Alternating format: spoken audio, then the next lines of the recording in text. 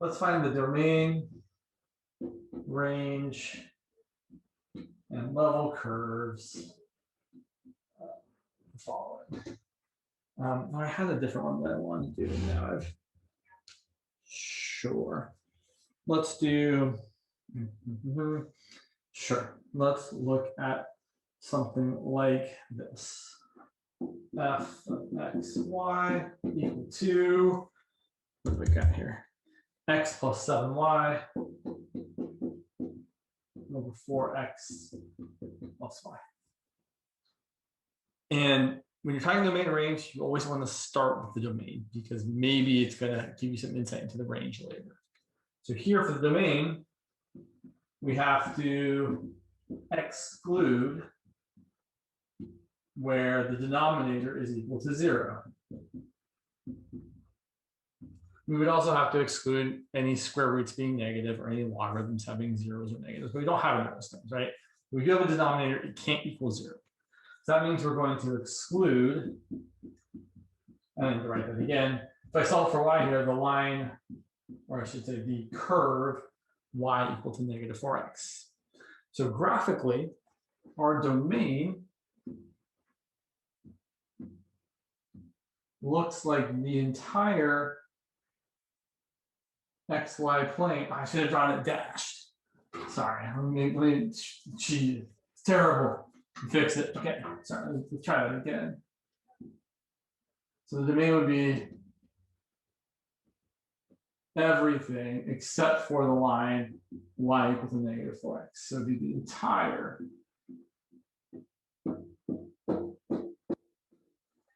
that's what our domain would look like. The entire xy plane except for that one line. Because any point on that line, right, the point, say, 1, negative 4, or the point, I don't know, 2, negative 8, or 0, 0, or negative 1, positive 4, any one of those points, and literally every point on this line, would make this denominator equal to 0. So we don't want them, but everything else is in the domain. Okay, the range for this specific function is a little bit funky. And I definitely talked about problems like this with various people. Here, so my kind of thought process for finding the range, there's a couple ways to go. So here's what I'm going to say. Since we already have to find level curves, let's go ahead and do that part next, and we'll come back to the range.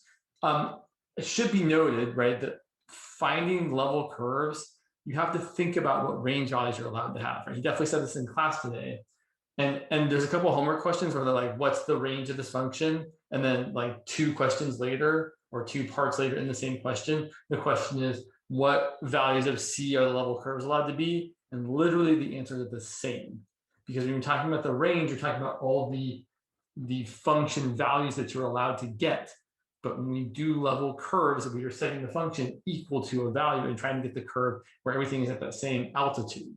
So the possible values for the level curves and the range are literally the same thing, which is great. It means that the last part of that question is really easy to solve. So let's go ahead and talk about finding the level curves, and we'll come back to the range question. So I want to say, I want to know for what values, and I think he was using Z star in class, it's perfectly fine. For what values of Z star do I get? Like, is it possible to get Z star equal to 6? Right? Can I pick values of X and Y that make it so I get 6 there? Well, it's not really easy to see when it's written like this.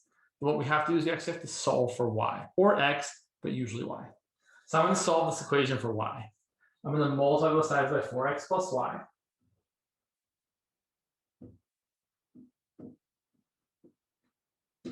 So I get x plus 7y on the left, and distributing here, I get 4x times z star plus y times z star.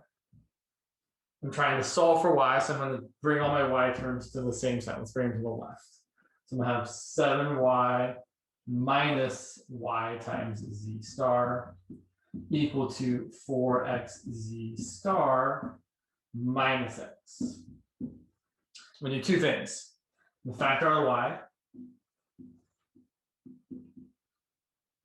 Sorry, my sevens and my z's look kind of similar. So it's y times 7 minus z star equal to x times 4z star minus 1.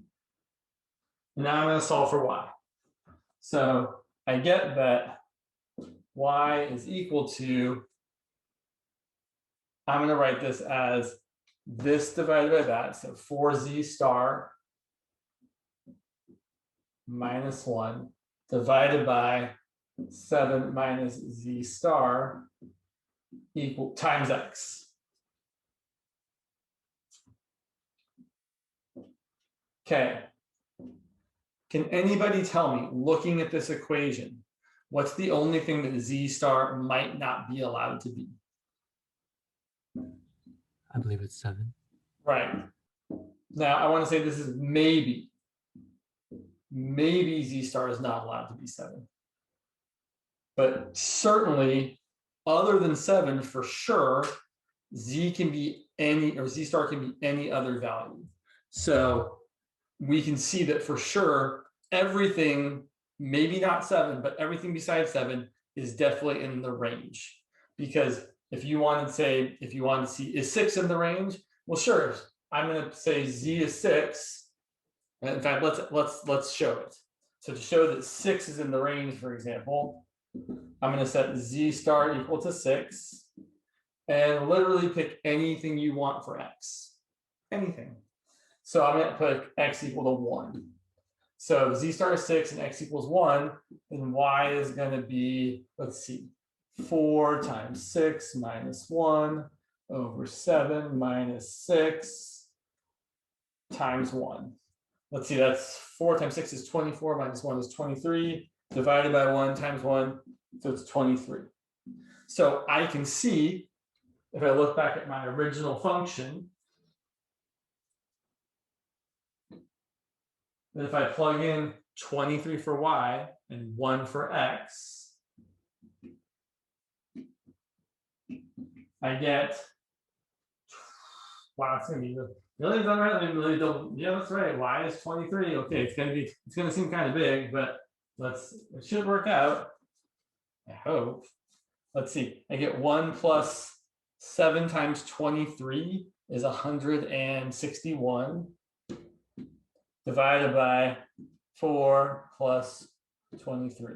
So that's looking like 162 divided by 27. And let's see, that's 81. Nope. I have to divide by 3. I can divide by 3 here and here. Yeah, I certainly can. That's going to be, it's going to be 6, right? Because 6 times 27 is 120 plus 42, which is 162. Yeah, definitely 6. So the point of this is that if you do this work here, you can see that whatever values of z are allowed here are in your range. Now, we still have the question of 7. So is z allowed to be 7? So if you look back at your original equation, is there a way that you could get 7? And there for sure is. If you let x equal 0, then, and y not being 0, y can literally be anything else, right? If x equals 0 and y is 2, then you're going to get z star equal to 0 plus 14 over 0 plus 2, which is 7. So it's kind of a long process to show that the range is in fact everything. Right, we showed here that the range included everything except for 7, but then we also showed here that we got 7. How do you pick what to test for z star? I picked something totally, like I was just picking something randomly. Right? I could have picked really any. Maybe I picked something that was maybe slightly easy to compute, but the point of that picking 6 was just to show you guys that no matter what you pick, as long as it's not 7, there will be x and y values that you can plug into your original function, right? The original function being f of xy equal to x plus 7y over 4x plus y. For any value that's not 7, and even 7, there are going to be x's and y's that will give you that z value. That's what this was showing. So I picked 6 and said, okay, if we pick z equal to 6 and literally pick anything for 1 for x, then we can find the y value because of the calculation we did.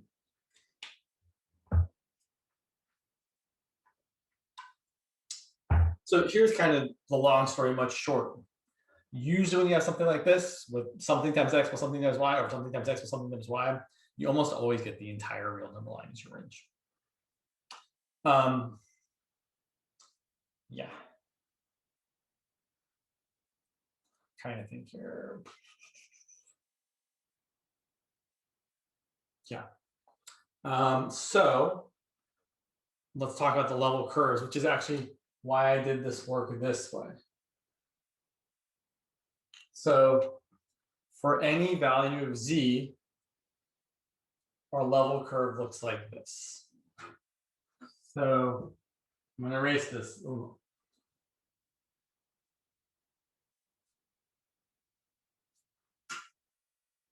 So if we pick, z star equal to 1, we get y equal to, let's see, 4 minus 1 is 3, 7 minus 1 is 6. We get y equal to 3 6x, which is y equal to 1/2 x. For z star equal to 2, we get y equal to, let's see, 8 minus 1 is 7, 7 minus 2 is 5x. We can kind of see that whatever we picked for z, we're going to get y equal to some m times x, right? Some slope times x. So literally, if we start drawing the level curves here, they're going to be all lines that go through the origin, right? When z equals 1, we get y equal to 1/2 x. I'm going to try and draw it kind of nice, but not that nice. There's your level curve for z star equal to 1. And 7/5, okay, that's kind of like 1/2, so over 5 up 7. It's a little bit less than 2. Maybe here's my line for z star equal to 2. But all my level curves here are just lines that go through the origin, right? Because they're all y equal to something times x. And we even get, so the only line that wouldn't give you would be the vertical line, but you get the vertical line when you, sorry, I had it, when you set x equal to 0, right? No, x equals 0. Sorry, my brain is like losing it for a second here. There's a way to get this vertical line. Oh yeah, when you set x equal to 0, right? If x equals 0, that's a vertical line. But x equals 0 isn't the z value. When I pick x equal to 0, I get z equal to 7y over y, which is z equal to 7. So this is the z equal to 7.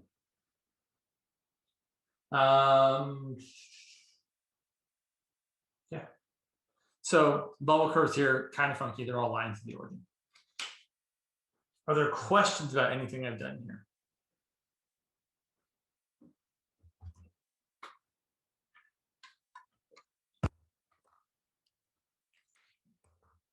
Look at another example.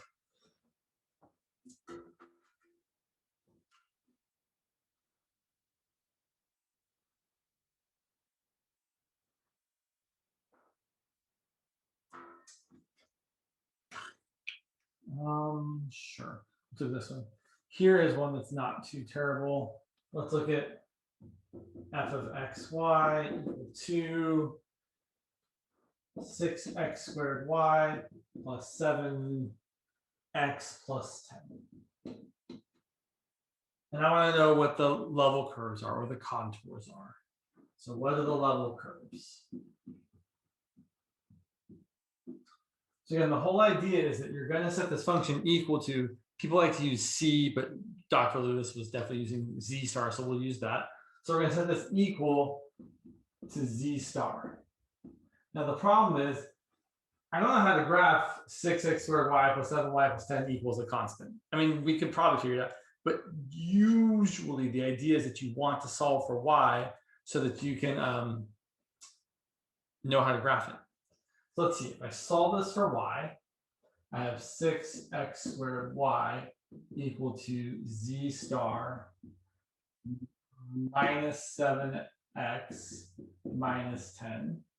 And I'm going to divide by 6x squared. So y is going to equal, and I'm going to rewrite this just a little bit. I'm going to write it as negative 7x plus Z star minus 10, because Z star is a constant, so Z star minus 10 is also a constant. I try to kind of keep the constant part together. And then I'm going to divide by 6x squared. So my level curves are not particularly nice here. They're kind of actually super funky looking. Yeah, I don't know if I really, but again, we talked about this last time, right? Yeah, if you had the graph level curves here, you could totally use Desmos to your advantage. So let me just show you guys again. I know I showed you this last time. I think it's worth seeing one more time. Sure. Let me share my screen real quick, like. So I'm going to do, let's see, y equal to, I need a fraction, divided by negative 7x plus, I'm going to use c instead of z star just because it's easier to write c. What? Okay, you're failing me. Okay, they gave me a slider. Okay, yeah, add a slider for c. Cool. So, oh, and this is where I like to do the thing where I like to plug in different values. Like if we pick different values of c, and let's go ahead and there's a way to do this. Yeah, you can do a step. So let's let c go from like negative 10 to 10 with step 1, right? If we then, okay, yeah, sure. So then we can kind of move this back and forth, and we can see that for different values of c, our level curves all look like this graph, but you know, things get really funky when you let c equal 10. I wonder what happens if c gets bigger than 10. Let's go bigger. So now, right, it seems like 10 might be kind of a tipping point. So if we go 10, 9, 9, 10, oh, our asymptote changes. Interesting, that's kind of cool. And so then if you really wanted to, not that you need to do this, but you could totally like copy this and then you know, throw it in a few of these just to see kind of, and then you can pick different values for c to kind of see how it all like looks. 1, 2, and maybe let's spread them out a little bit. Let's say 1 and like 5, 7, 9. That's kind of cool. So there's like a level curve plot. Right? We've mapped or graphed all these level curves for different values of c. And so what this kind of tells us is that, right, as the c values are 1, 5, 7, 9, 11. And we can see that as the elevation increases, right, as the c values get bigger, the graph kind of gets closer to the x and y axes, right? Kind of narrows in. So like if you kind of visualize this as kind of going up like that as you get closer to the y-axis, and down and further down and out as you move away. So I think that's kind of cool. I don't know. You might not agree. I think it's really neat. But back to this question. So there was a homework question kind of like this, except the homework question specifically said we want to find the contour for this graph through the point 1, 4. So I want to find the contour through the point 1, 4. So what that means is I actually have to find the z star value that occurs when I plug in 1 and 4. So if I look at f of 1, 4, that's going to be, let's see, 6 times 1 times 4 plus 7 times 1 plus 10 equals z star. So let's see, that's 24 plus 7 plus 10. That's 41. Happens to be how old I am. So for this particular problem, the thing we would want to be graphing, or the equation of our level curve, would be y equal to negative 7x plus 41 minus 10, which is 31, divided by 6x squared.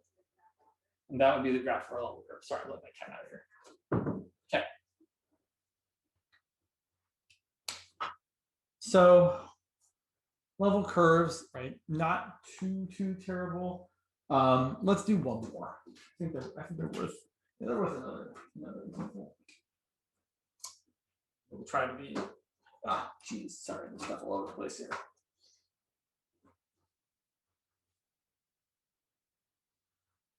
No, this black dust is going to be the death of me. Okay, so. And then we'll talk about traces a little bit. I forgot about traces. Let's see. Let's do. Yeah. Do one more example. Let's do a little bit more of a more typical example. Maybe something like f of xy equal to the square root of. Circles are so boring. Let's do. Sorry, now I run out of inspiration here. We can do something not too bad, like, I don't know, 4 minus x squared plus y. And I want to find the level curves of this. So I also probably should talk about the domain of the range. Domain, we need that this inside of the square root is greater than or equal to 0. As is typical, we're going to solve for y. So y is greater than or equal to x squared minus 4. We graph y equal to x squared minus 4, which has intercepts at positive 2 and negative 2, and a y-intercept of negative 4. And then we ask ourselves, are we on this side of the boundary or this side of the boundary? We're definitely on this side, because if you plug in 0, 0, for example, this point right here, 0 is bigger than or equal to 0 minus 4. That checks out. So here's my domain.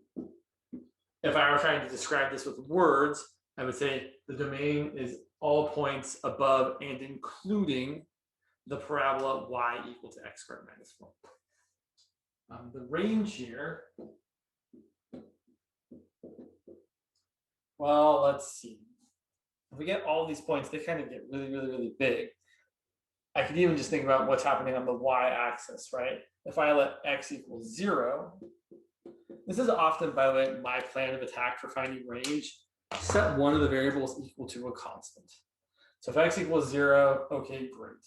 If x equals 0, then the smallest, so I should say if x equals 0, then my function f of 0y, which actually has to do with the trace, but we'll talk about it in a second, is equal to the square root of 4 plus y.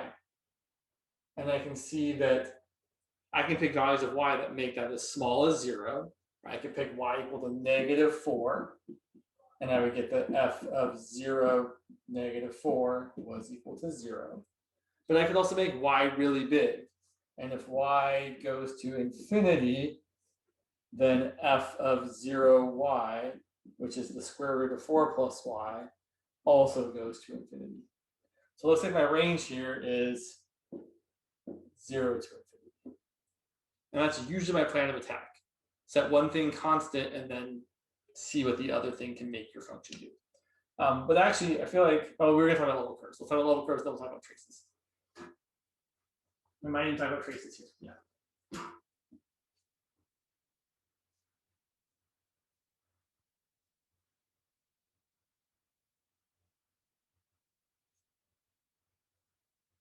Often, if your boundary is some sort of particular shape, your level curves are also going to have that shape. And that's definitely the case here. Right, so the only difference is instead of, well, let's just say, so we're going to set our function square root of 4 minus x squared plus y, right, equal to z star. So then we're going to square both sides. 4 minus x squared plus y equals z star squared. And then solving for y equals x squared minus 4 plus z star squared. So, right, if z equals 0, we get the level curve that was our boundary.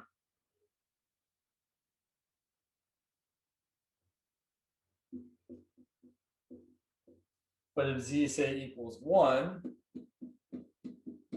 then we get y equal to x squared minus 4 plus 1, which is x squared minus 3. So it actually shifts it up by 1.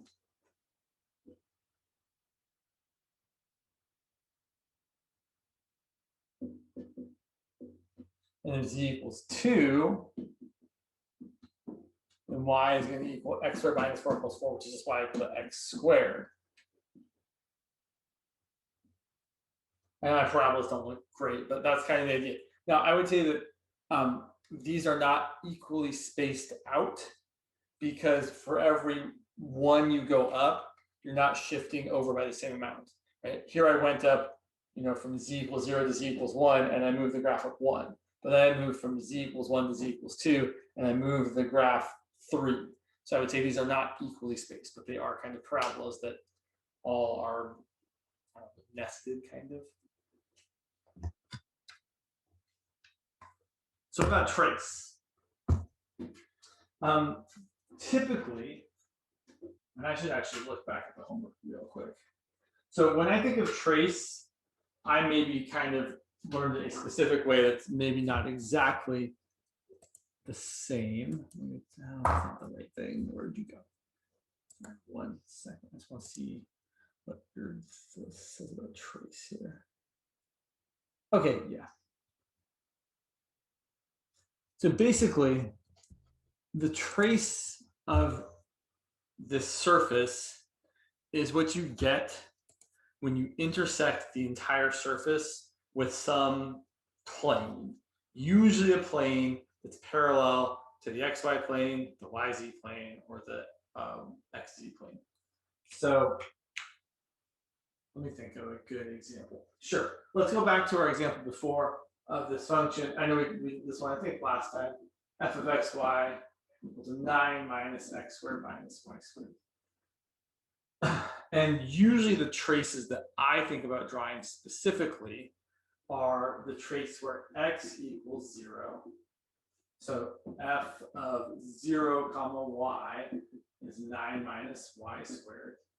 X equals 0 is specifically what's happening in the yz plane. And we can draw it. It looks like this.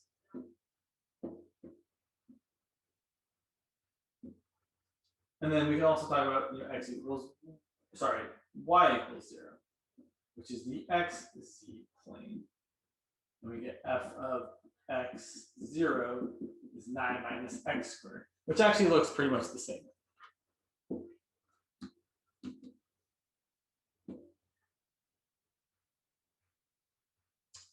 We could also do the level curve z equals 0. Sorry, well, it is a level curve. So the level curve z equals 0. But the level curves are actually also technically traces. We just don't call them that in this context.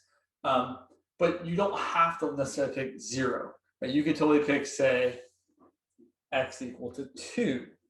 And then f of, say, 2 comma y would be 9 minus 2 squared minus y squared, which would be 5 minus y squared. So let me kind of show you what this looks like in 3 dimensions, if I can. by the way, typically when I am graphing things or trying to graph things in 3 dimensions, I usually am using my trace in the YZ plane and the XZ plane and in the XY plane to graph it. So here's what I'm going to get.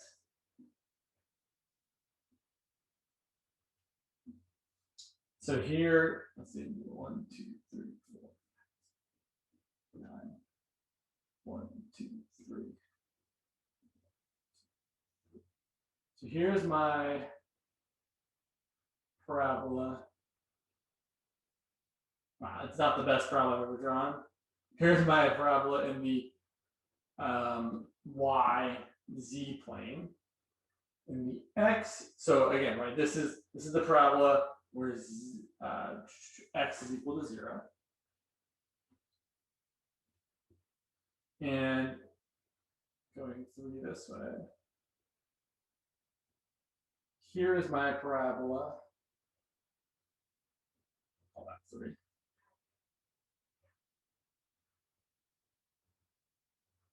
When Y is equal to 0, right? It's the parabola that's like kind of slicing out towards you. And then if you look what's happening in the XY plane, when Z is equal to 0, right? Our Z is 9 minus X squared minus Y squared. If we solve for, if we set Z equal to 0, we get X squared plus Y squared equal to 9, which is a circle of radius 3 centimeters of origin, which looks like this. No, sorry, I kind of blew my circle there. So that's the idea, is we can use those traces where X, Y, and 0, 0 to help us graph the surface. But you could also, for example, say, well, what's the trace when X equals 2? Well, we said, right, it is Z equal to 9 minus 2, minus 2 squared, minus Y squared. So Z 5 minus Y squared. So when we come out to X equals 2, which is right there, we get like,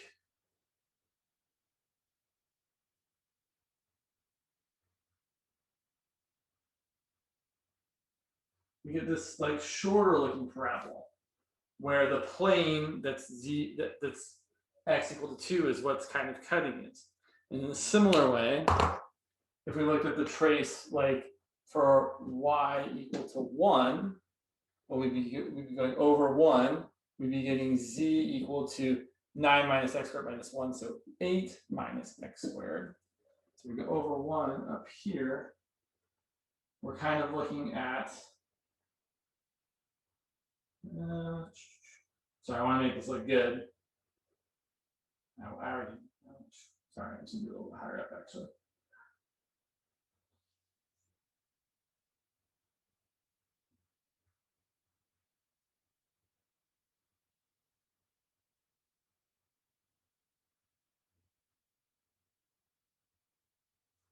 So you guys can kind of see that. The traces are just, he used the word slices. Slices is not a bad idea. It's the intersection of a plane with your surface. You're basically cutting the surface of the plane and seeing what you kind of get. And if you were to cut this surface, which is kind of like an upside down bowl, and you saw like, if you like cut this and took it away, the leftover curve right there would be that downward opening parabola. And I don't think there's a lot more to really say about trace. Double check one thing.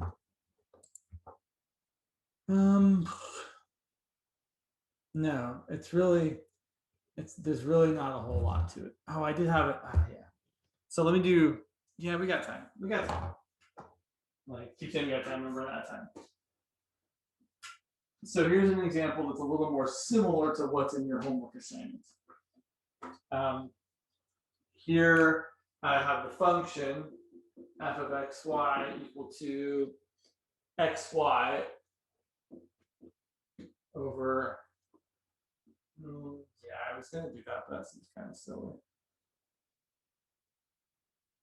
Yeah, sure. Over 1 plus x squared.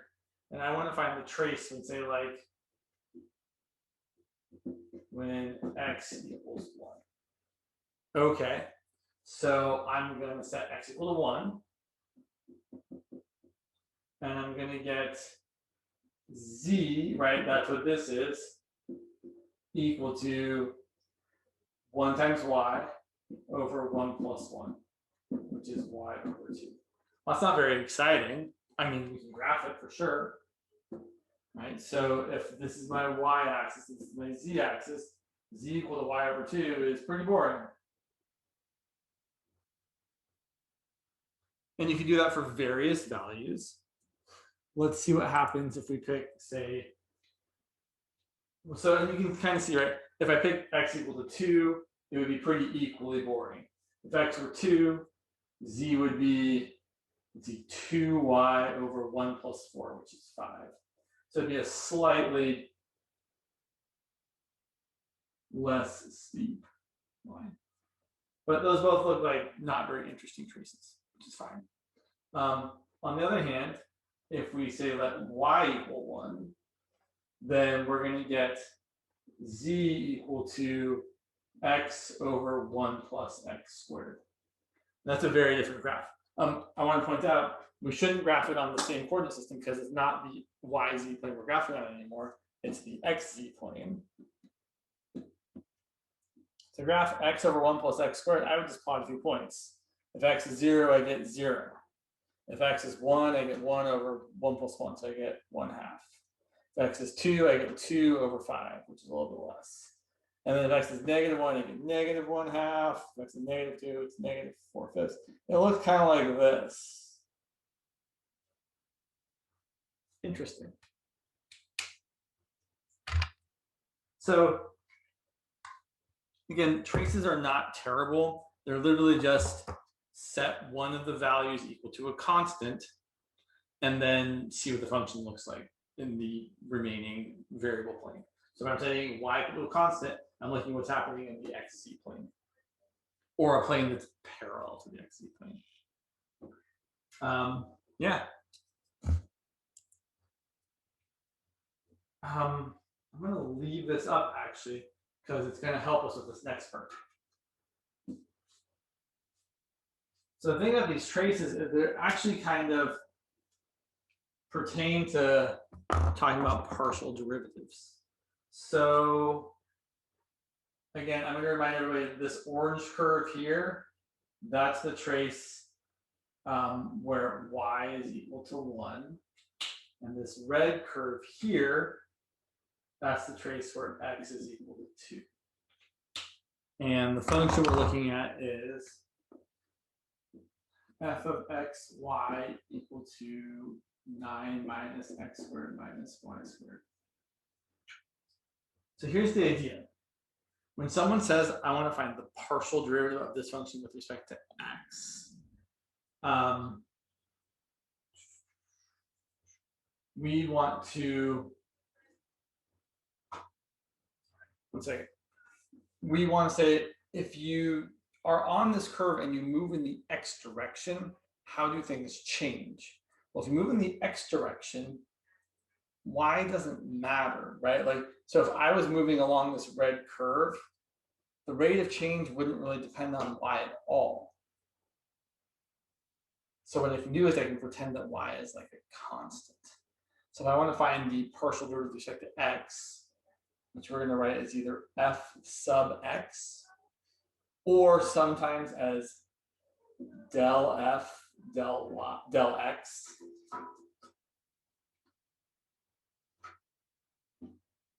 where a del is just a curlier looking d. We're going to take the derivative of this and pretend that y is just a constant. So the derivative of 9 is 0. The derivative of x squared is 2x. And the derivative of y squared is 0, because we're thinking of y as a constant. So our partial derivative with respect to x is just negative 2x. And no, that's really all I want to say there.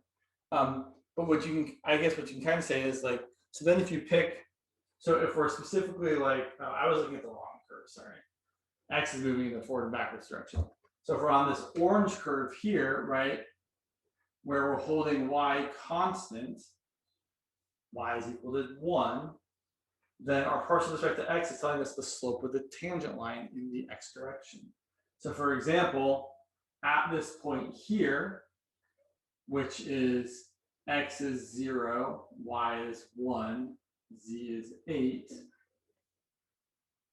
the y and the z coordinate don't really matter as far as what the derivative is in this particular case. The partial with respect to x is just negative 2x, which is going to be negative 2 times 0, which is 0. And the slope of the tangent line there in the x direction is a horizontal line. I know my drawing is not like great, but I think you can see what I'm saying.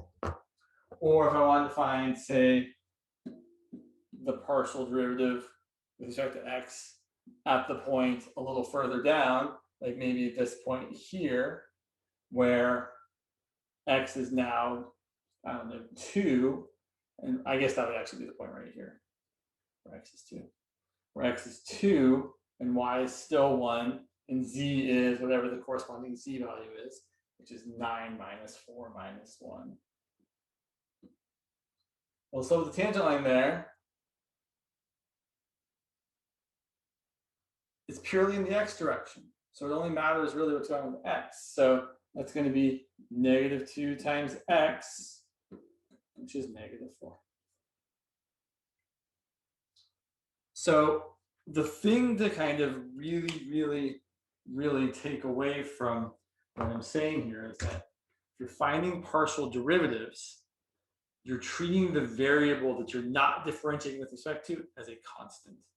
If I wanted to find fy, for example, in this particular problem, it's going to be negative 2y, because the derivative of 9 is 0 and the derivative of negative x squared is 0 if we're differentiating with respect to y. Let's look at some more examples.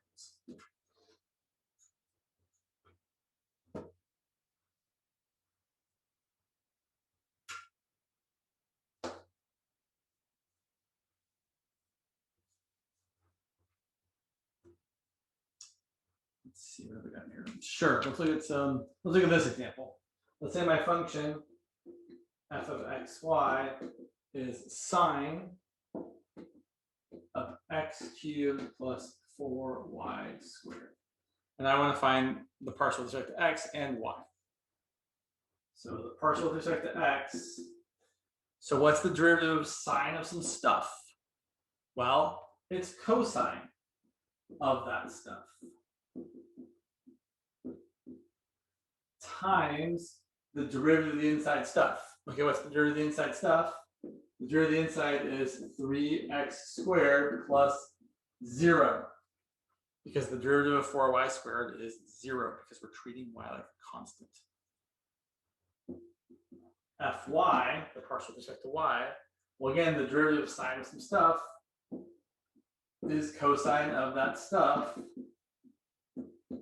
times the derivative of the inside, which is going to be 0 plus 8y. Right, the derivative of x cubed is now 0 because we're treating x like a constant. The derivative of 4y squared is 8y. We could also find the mixed partials, or the second partials. So one sec. Grab here. Cool. So we could ask to find, so all the second derivatives, there's fxx, which is the derivative with respect to x twice. So here's my, oh, that's going to be kind of tricky. So here's fxx, here's fx, it's cosine of x cubed plus 4y squared times 3x squared. To find the derivative of this with respect to x, I'm going to have to use the product rule. So it's the derivative of this, which is negative sine of my stuff times the derivative of my stuff, which is just 3x squared, times the derivative of that. Right, so if I'm calling like this g and this h, sorry, I said the derivative of that, I meant just that. So here's my g prime, product rule, times h, plus, then we flip it. We leave the first thing alone, and we multiply it by the derivative of the second thing, which is going to be 6x. Kind of ugly. It's okay, it happens. And then let's find fyy. So fyy is going to be the same sort of deal. It's going to be the derivative of this times this, and then this times the derivative of this. So it's going to be, again, negative sine of x cubed plus 4y squared. Now I'm multiplied by the derivative of the inside, which is 8y, because it's with respect to y. And then times the other part here, which is also 8y. Plus, then we leave this part alone.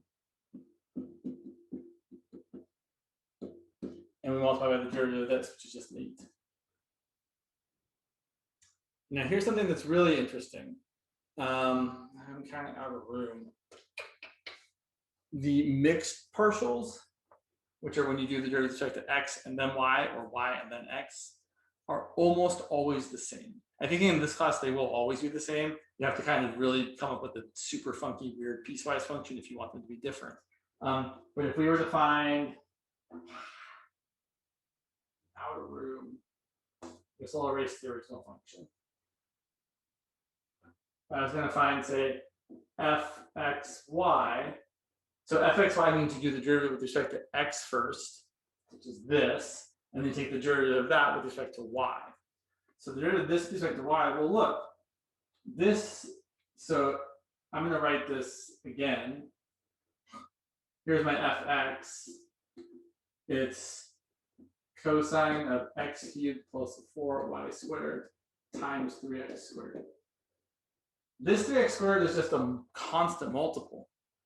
I'm going to write it in front. So when I differentiate a function and there's a constant multiple, I just leave it there.